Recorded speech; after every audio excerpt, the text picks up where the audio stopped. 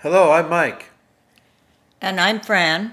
and you're listening to Mike and Fran Unrehearsed on 216 The Net, real life internet radio. This is our first show, and we'll be airing on Wednesdays at noon. And we're really excited to be involved with 216 The Net. And I want Mom to introduce herself. So, Mom, why don't you tell the folks something about you? Good day. I'm Frances Elaine Bablatone from Eugene, Oregon. Fortunately born in the early 1920s, so I have a long span and scan of looking over life. I'm 93 now. My interesting parents had me, the eldest of 6 children, and I married an Italian from the East Coast, a pure Italian, and had 5 children, 7 grandchildren, and 2 great-grandchildren. I have been after my husband died early in his 50s, I became a teacher, and after I retired from teaching in the 90s, I have been busy with 2 book clubs, Facebook, which I'm not that much good at, but Michael got me on. That's right. And what else, Michael, do I do? Oh, I watch the kids. I read a lot. I've seen every Western there was twice. That's right. And I just read everything in sight. But I'll talk to you now, Michael. Michael, that I'm here with today, was my first Italian son, which was very important to an Italian husband. I got red roses when he was born and didn't get red roses when my 2 previous daughters were born. You didn't? And he's a kind of a master of all trades, maybe, or you call jack of all trades, does many things. Michael, tell him some of the things that you do that you involve me. Because whenever I go anywhere with him, I never know where I'm going to end up, what I'm going to do. He's like a jigsaw puzzle. That's the. Going with him is like on a merry-go-round. That's what makes it fun. And we're known as the Bickersons because we totally argue a lot. The kids would always say, the grandkids, why are you always arguing? I said, we're not arguing. I'm just trying to say there's another way of looking at it. So, Mike, tell me a little bit about what you have been so busy doing. So I'm Michael. I'm Mom's first boy, middle child, Gemini. I've went to school for engineering. I graduated eventually from Southern Illinois University with an electrical engineering degree, but I wasn't interested in working 9 to 5 for the big companies. And I realized it took me a little while, about 7 years, to figure out that I needed to be more creative and to be out there a little bit. And so I was really happy that when they laid me off of that job after 7 years. And I started a fashion show production company. I got involved with acting. I got an agent. I still have an agent today. So I dabble in small productions here and there. I do some voiceovers, some acting in short films. I support all my acting friends in Chicago, go to their films, and I'm working on a couple of scripts on my own. So that's the fun part. I do a little real estate, and I do a little bit of health insurance sales right now to make ends meet. And I've done a little Uber driving, but I haven't done that probably since March now. And you teach ESL. Yeah, I teach an ESL class over here at Willow Creek. Group of most interesting people. I went with them on a couple of them. It's kind of a funny story there because Mom is a retired school teacher, and I wanted her to come to my class and help me teach, or watch me teach, or be involved with my class. And someone, she goes, no, that's your thing. That's your thing. And what happens? She goes on a Saturday. She meets one of my Korean students, who listens to my mom and says, "Oh my God, you have the voice of a 16-year-old. Oh my God, your eyes are just twinkling like a young person I've never seen before. Oh my God, I have a Gucci scarf my mother gave me. I don't like it. You wear it." Yeah. And then Mom goes, I think I can help you teach your class. That's exactly what happened. But seriously, they are glorious people. So we have a lot of fun, and Mom comes to class once in a while, and it's just great. So we're planning on taking some questions that Mom could answer, or I could answer, or we could both answer from either my Facebook page, or you can submit questions to 216thenet@gmail.com. But you need to put the show name in the title, and that would be Mike and Fran Unrehearsed. So hopefully you guys can do that. I'd love to hear some questions from Mom, and we're gonna get to them. I swear to God, we're gonna get to all of them. So let's get started with our first question of the day for our very first show. The question is, what was it like as a woman in college, the style of clothing, and your favorite classes? Okay, Mom, so what do you think?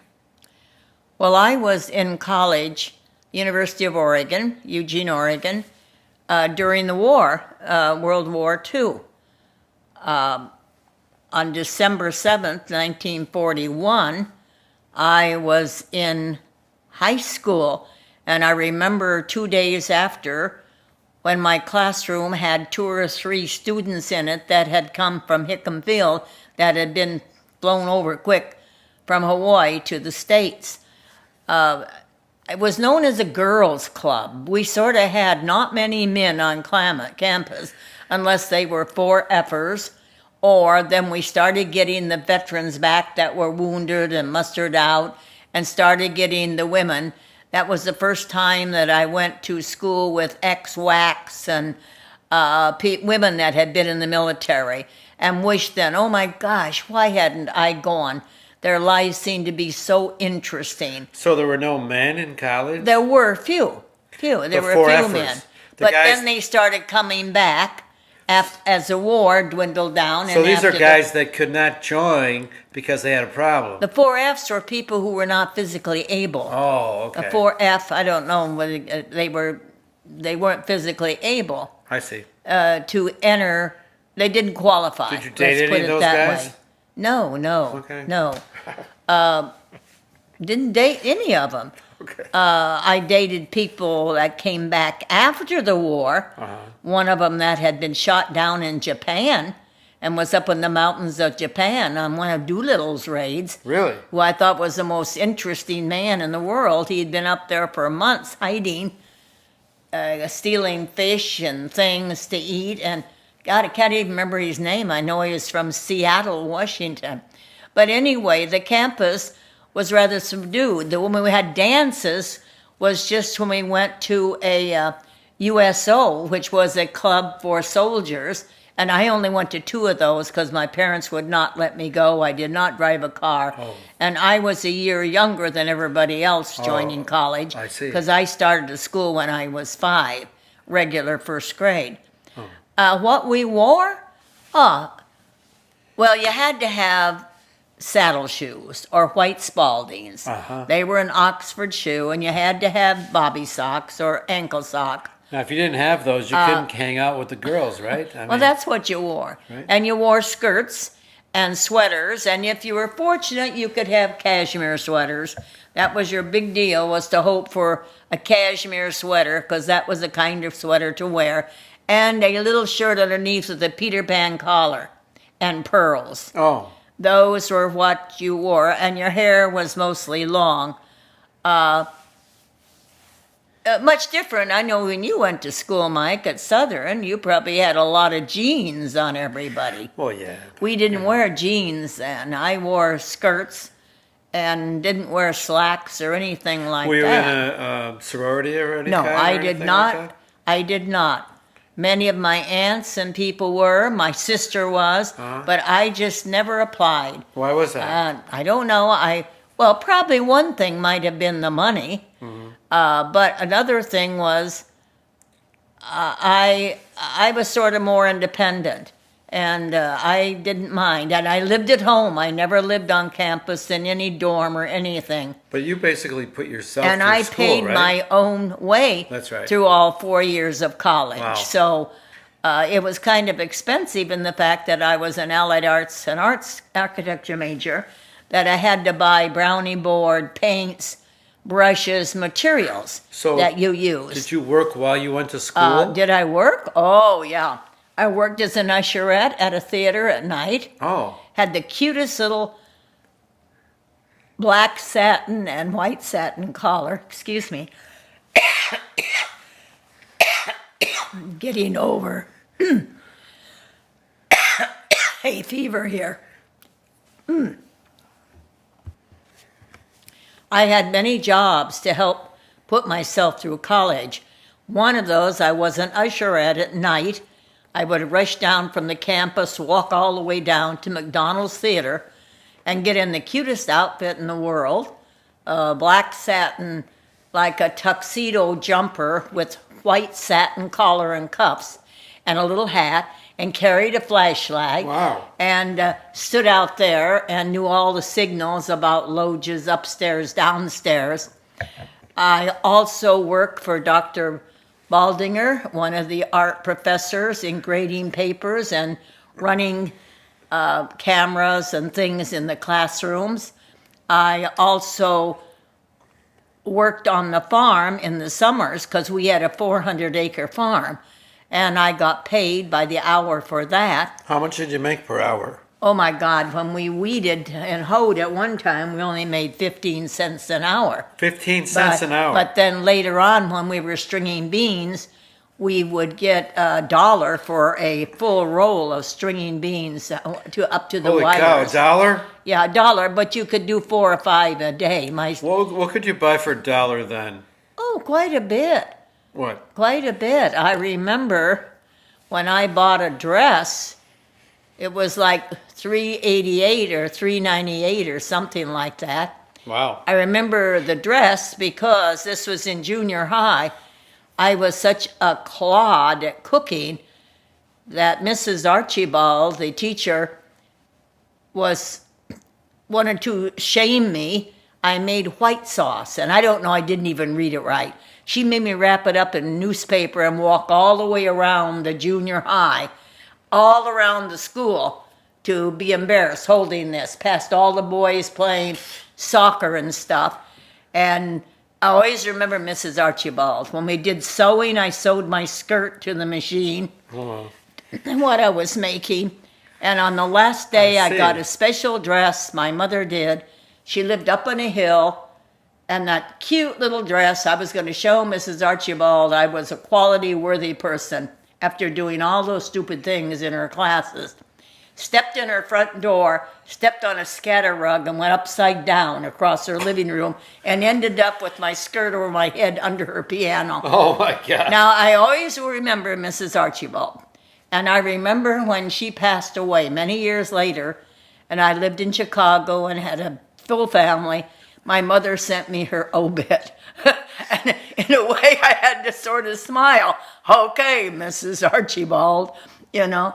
But no, I did a lot of different jobs. I worked in helping my father put lumber into the lumber yard during the war. Wow. And every man would say, oh, you can't let that girl do that. She'll never be able to have kids. That's too tough a work. That's what they said? And my dad says, oh, no, she's a toughie, because we didn't have men to work then. And Wow. I was a bean boss. He had the poet laureate of Australia as one of the people picking because we didn't have all the men around then. Because they were in the war. Yeah. And So, so I put my own way through. But the clothing was just cute skirts and sweaters and tops, and I can't remember much other. We certainly wore, when we went to the gym or went to swimming, we wore the little suits that the school issued. I went to University High School, which was on the University of Oregon campus. Oh. So we got to use the university's facilities when it came to gym. oh wow. So when we did tennis or fencing or swimming, we used the ones that belonged to the university. I see. University High School is and has been gone for many, many years, but it was affiliated with the college. So you had uniforms then that you wore? No, only when we went into swimming classes or Oh, in the okay. gym and Okay. things. Okay. But we did not have them regularly. So, what were your favorite classes in college? Well, I was a good student. I belonged to the National Honor Society. I suppose I liked math was the one I liked the least because I was not good at math. Math, that's when I became a teacher many years later. That was one of my biggest desires to see that the kids in my kids love math. And they didn't despise it like I did from a young grade up. Right. You know, I would tell them math is not in a cotton picking book. Math is in going to the store and buying something. Cotton picking? Well, whatever it is, the book, it isn't in that book. That's that. Math is That's what the way your you say it. age. Math is how far you can walk. Math is a living thing. And I was very happy once in a while when I would find a student that would say, Mrs. Latone, my favorite subject is math. Oh. And I go, oh my God, I succeeded. Because I was such a horrible. In first grade, I was so shy. They had no kindergarten then. And I started first grade a year younger. And I was so timid and wouldn't listen that the teacher, gosh, I used to remember her name, but I've forgotten it now. My mother would take me 1 week and beat my little hands and tell me you got to learn. Oh my God. And I would cry, and my father would take me the next week. She knew that you weren't good at math? Mrs. Dan, that was her name. Uh-huh. I just hated math from then on. But your mom knew that. Well, my mother and father tried to help me, Uh-huh. but I was just a basket case with the math. And then when I had to teach math and became a teacher, Yeah. I went over to Harper College and took some extra classes in math that I had never really taken before. I see. And then oh boy, I missed the boat on that. Well, that's good. But you were so good in math.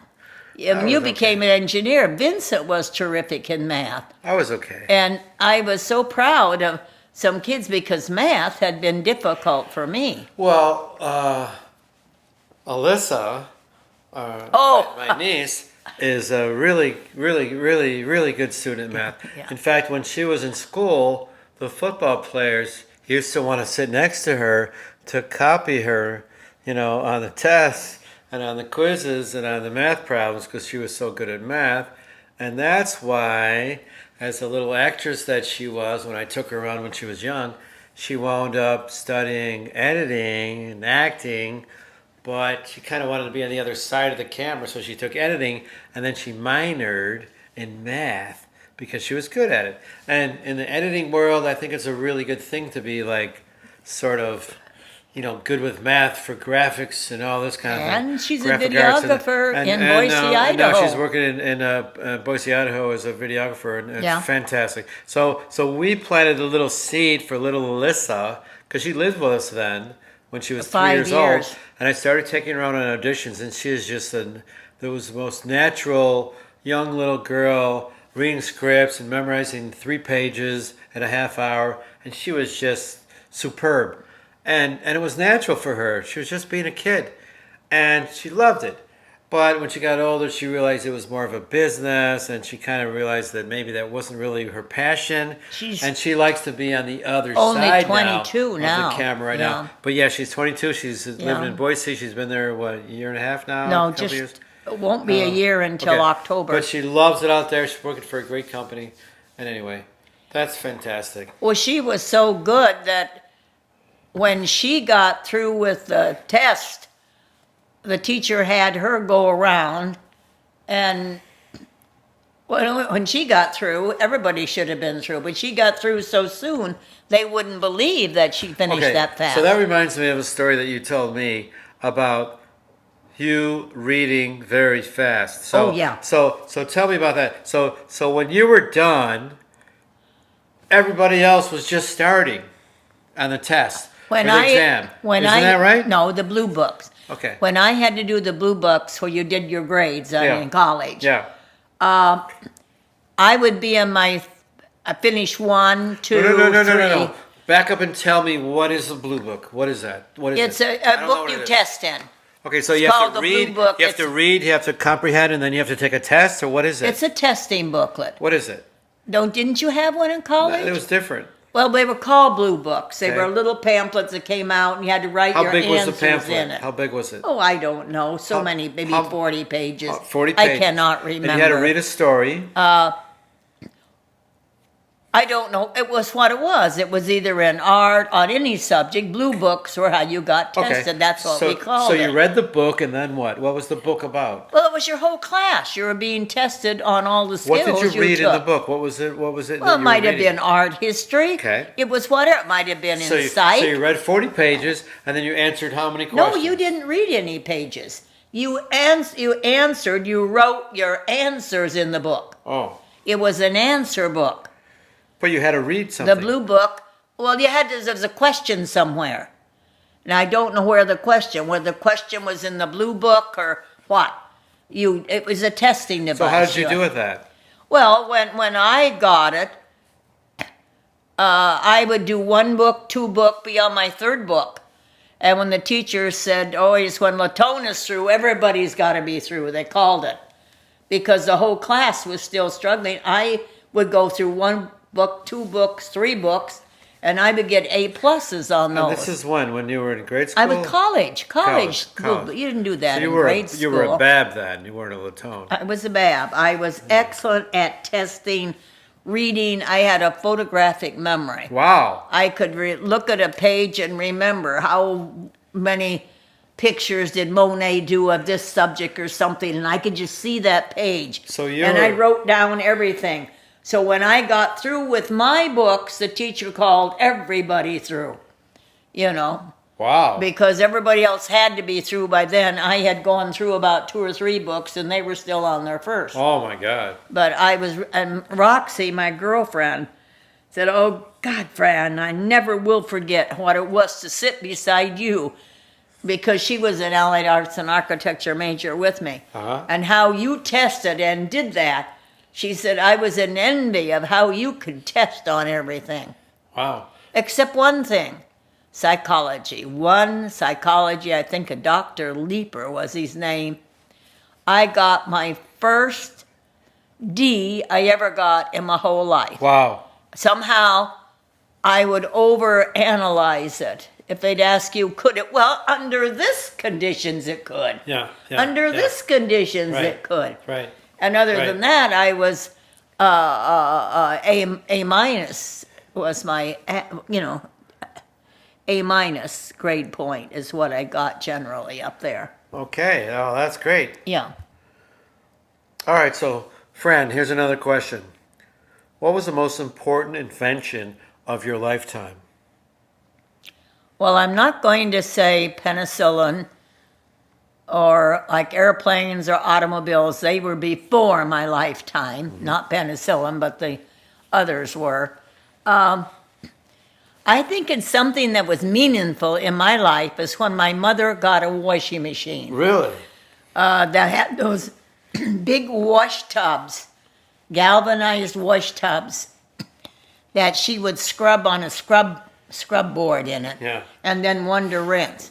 And when we got the first machine that was not electric, because we did not have electricity, that had a motor, and the motor would start and be heard for miles around. They would know when Mrs. Babb was washing with that put, put.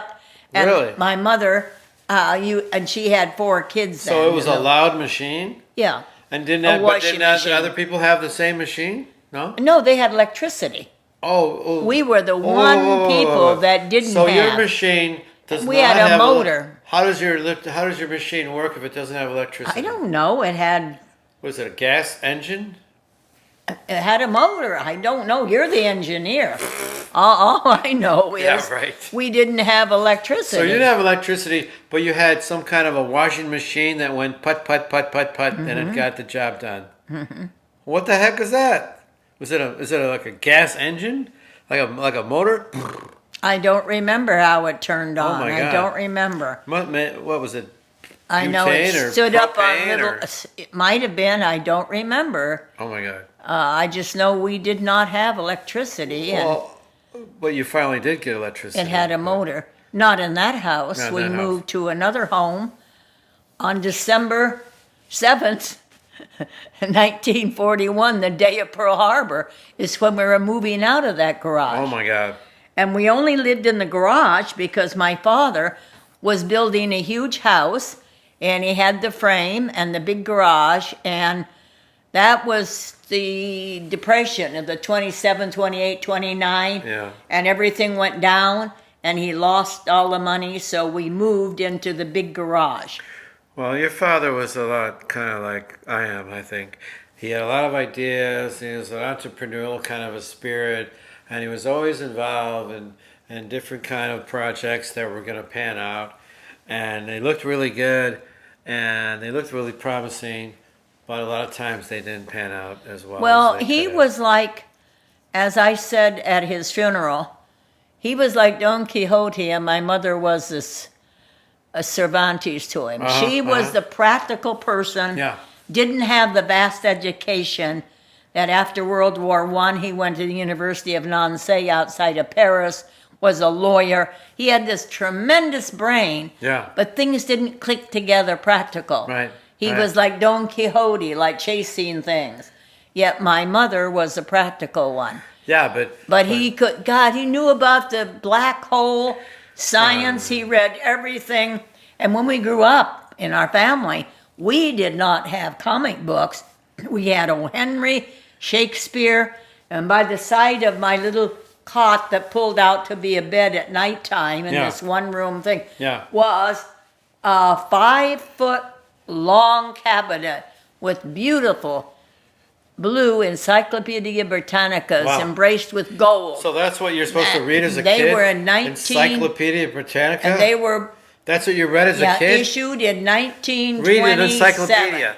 Hey kids, what are you doing? No, they were there. He had them for Don't go crazy analysis. outside and make trouble. And we had to be careful Read the because they had Encyclopedia real Britannica. thin pages. Oh my God. But we didn't have comic books or things. We were brought up on that kind of Oh my God. literature That's crazy. because my dad was that kind of reader. Wow. Well, I remember him at my graduation from college. Oh, He yes. cornered a couple of my friends talking They- about they black couldn't- holes. I And know. they're like, holy crap, who's this guy? I go, They that's didn't my even- grandpa. He knew And about it. He knew about everything in the world. He could talk your head off about any subject in the world without even blinking an eye. He was very That was my vociferous. grandfather. Yeah. yeah, And he knew yeah. what he was talking about. He knew what he was talking about because he read everything. Yeah. Now here is a guy talking about black holes to college kids, and they're like, huh? Very interesting Oh brain. my God. No, fantastic guy. Well, hey, look at the time. That's about it for today.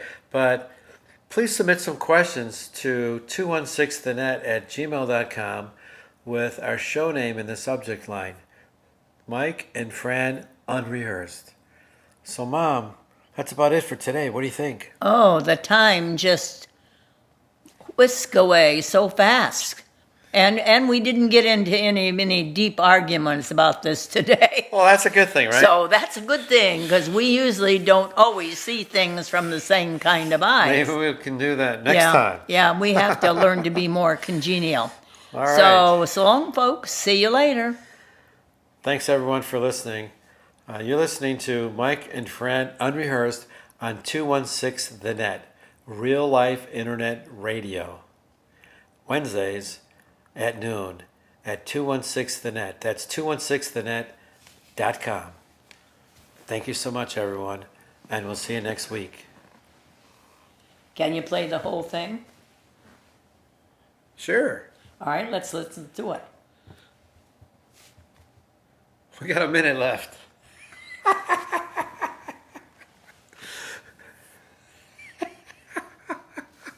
What's on your mind, Mom? Come on, Fran. Give me something. What happened today? Okay. What did you read in the paper? Anything good?